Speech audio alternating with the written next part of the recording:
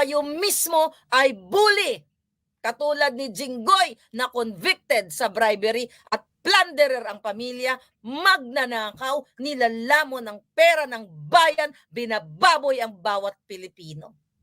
Yung paulit-ulit na PDS dahil gustong sirain ni Jinggoy ang kredibilidad ni Morales, pero hindi siya nagwagi dahil kayo ang sirang-sira.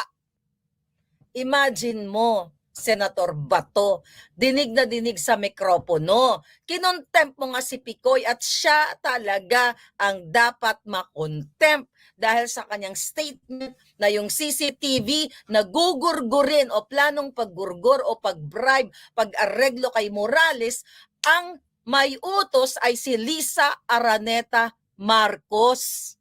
At kasabwat si Kumar na nag-acting pa doon na nasa ospital. Senator Bato, hindi ka bato ngayong araw na ito. So babalik na naman ba tayo sa bulak o marshmallow? Nilamon ka ng buo